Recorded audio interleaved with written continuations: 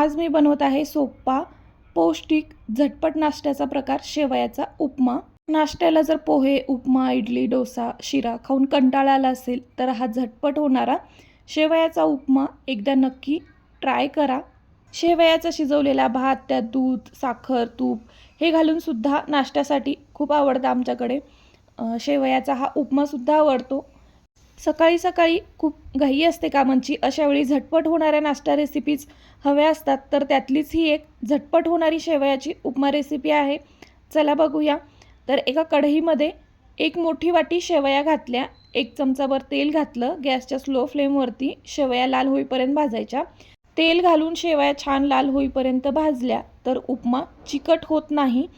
आता बघा, इथे शेवया छान गॅसच्या स्लो फ्लेमवरती लाल होईपर्यंत भाजून घेतल्यात आणि आता हे एका प्लेटमध्ये काढून घेणार आहे। आता करूया फोडणी।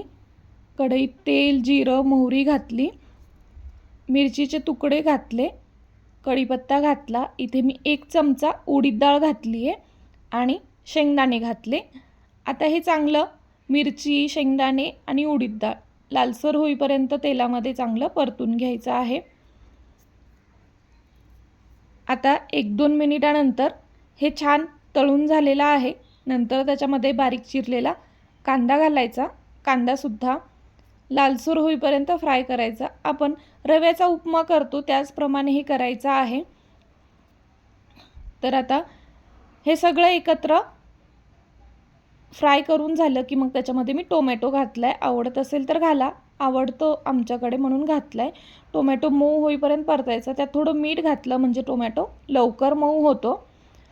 आणि टोमॅटो मऊ झाला की मग याच्यामध्ये हळद घालायची आणि हळदसुद्धा तेलामध्ये 1-2 मिनटं फ्राय करायची, म्हणजे उपम्याला छान रंग येतो।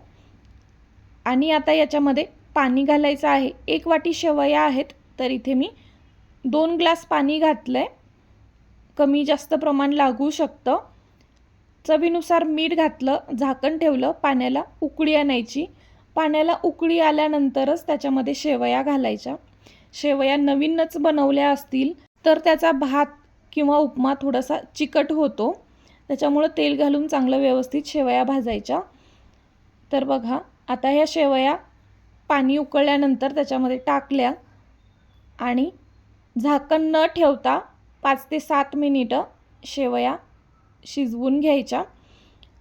झाकण ठेवलं तर उतू जातं ते, गॅस ओटा खराब होतं, म्हणून खूप पाणी असेल त्यात तर झाकण ठेवायचं नाही। पाणी कमी झालं की मग झाकण ठेवायचं आणि 2-3 मिनिटं वाफ द्यायची। बघा, आता यातलं पाणी पूर्ण कमी झालेलं आहे।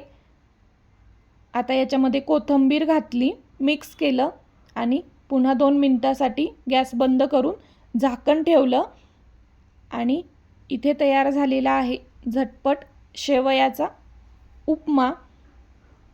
गॅस बंद करून शेवटी झाकण ठेवायचं त्याच्यावर, गॅस चालू ठेवायचा नाही, म्हणजे छान वाफ बसते त्याला। आणि गरमागरम हा शेवयाचा उपमा नाश्त्यासाठी एकदम मस्त पर्याय आहे।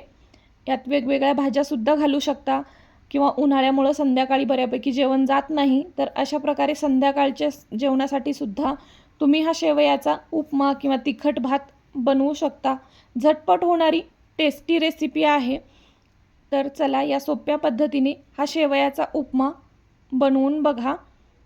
व्हिडिओ आवडला तर व्हिडिओला लाईक आणि चॅनेलला सबस्क्राईबसुद्धा करा।